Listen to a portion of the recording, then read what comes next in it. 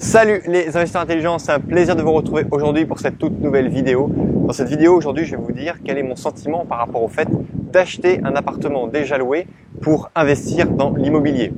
Investir dans un appartement déjà loué, ça a déjà un énorme avantage, c'est que lorsque vous allez acquérir cet appartement, lorsque vous allez négocier avec le banquier votre crédit immobilier, vous allez pouvoir le rassurer en lui disant que les loyers vont tomber de manière immédiate.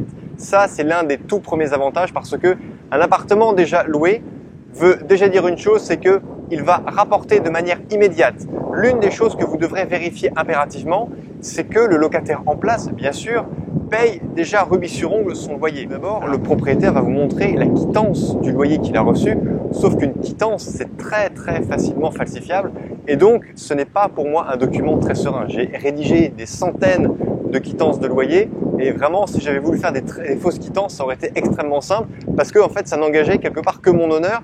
Donc, ce n'est pas un document fiable.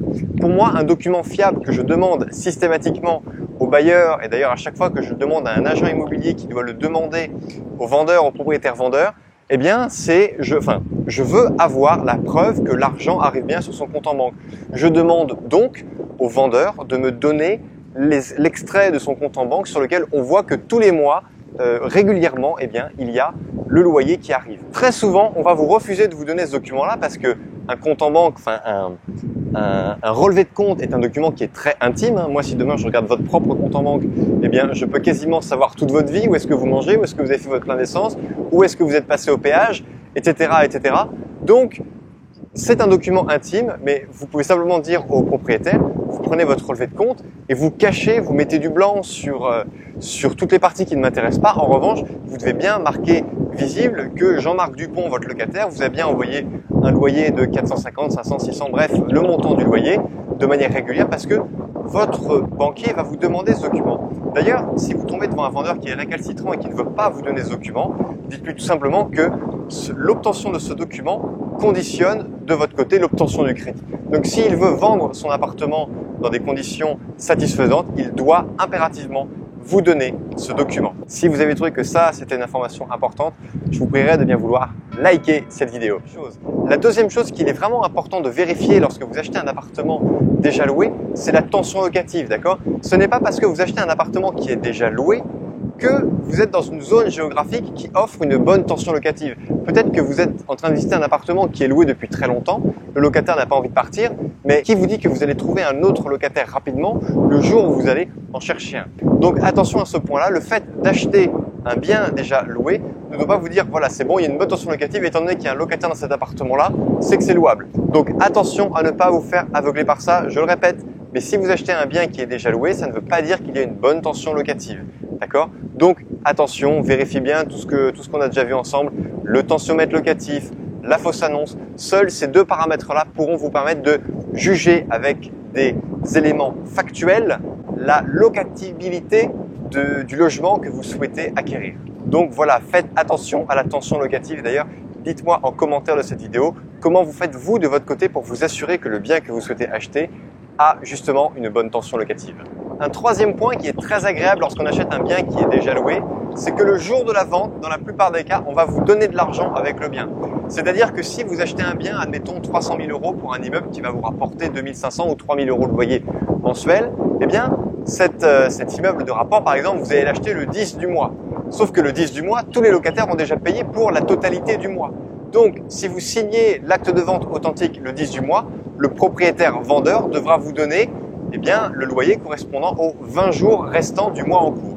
Ce qui fait que le jour de la vente, non seulement si vous avez négocié acte en main, net de frais et charges, eh bien, vous n'allez absolument rien payer le jour J parce que la banque va avoir intégré la totalité des frais dans le crédit. Mais vous, en plus, vous allez demander au vendeur, et ça ne vous inquiétez pas, c'est les notaires qui s'en chargent, de vous faire un chèque tout simplement pour vous rembourser l'argent qu'ils ont perçu, le trop perçu, parce qu'ils auront été propriétaires que 10 jours dans le mois, alors que vous allez l'être pendant 20 jours, les 20 jours restants. Quatrième point, et c'est peut-être le plus important, lorsque vous achetez un appartement qui est déjà loué, eh bien, vous allez pouvoir réinvestir beaucoup plus vite parce que si vous achetez un bien immobilier dans lequel vous souhaitez faire par exemple des travaux, ce qui peut être très bien, notamment si vous souhaitez faire du déficit foncier, eh bien, vous allez mettre un certain temps avant de pouvoir toucher les bénéfices de vos loyers, de votre investissement. Pourquoi? Parce que vous achetez un bien immobilier, il y a déjà 3 mois qui se passent entre le moment où vous avez signé le compromis de vente et la signature de l'acte authentique. Et ensuite, vous allez lancer les travaux. Les travaux peuvent durer peut-être 1 mois, 2 mois, 3 mois, 6 mois, on n'en sait rien. Mais en tout cas, ce qui est certain, c'est que tant qu'il n'y aura pas de locataire dans votre logement, vous n'allez rien toucher du tout. Donc, l'avantage d'investir dans des appartements qui sont déjà loués, c'est que dès le jour J, le jour de la signature, non seulement vous allez prendre un chèque, mais en plus, vous allez pouvoir retourner voir votre banquier 2-3 mois après en lui disant, regardez, il y a déjà 3 mois de loyer qui tombent, je touche 3 000 € de loyer alors qu'il y a un crédit de 1 500 ou de 2 000 €. Monsieur le banquier, est-ce que vous êtes d'accord pour qu'on recommence l'opération? Et ainsi de suite, vous pouvez enchaîner les biens. Alors attention, là on arrive au 5e point, c'est un point qui est très important. Attention aux écueils parce que parfois les agences immobilières ou les vendeurs ne respectent pas les règles du jeu. Et ces règles peuvent, vous, en tant que propriétaire, futur propriétaire d'un bien, vous coûter extrêmement cher. C'est-à-dire que si le bien vendu est loué, votre locataire, ça c'est la législation française, est prioritaire pour acheter le bien. C'est-à-dire que si le bien est à vendre par exemple 200 000 € et que vous l'avez négocié à 180 000 €, si votre locataire ne s'est pas porté acquéreur pour 200 000 €, le vendeur doit quand même lui proposer de devenir acquéreur pour le prix de 180 000 €. S'il refuse, par lettre écrite, avec copie, notaire, etc., c'est bon, vous pouvez acheter le bien au prix de 180 000 €. Mais faites très attention à ça parce que il est arrivé à de très nombreuses reprises que le locataire voulait se porter acquéreur du bien immobilier en question, sauf qu'il a été bypassé par le vendeur et l'acheteur. Et en fait, la loi est plus forte que le propriétaire dans ces cas-là parce que si le locataire se rend compte de la supercherie, il peut évincer le nouveau propriétaire et rester avec son loyer et son bail de location à l'intérieur du logement que vous avez acheté. Vous devez donc impérativement faire très très attention à ce point-là. Vous avez beaucoup de magouilles et de gens qui ne font pas très très bien leur métier dans ce milieu-là. Donc reposez-vous impérativement sur votre notaire.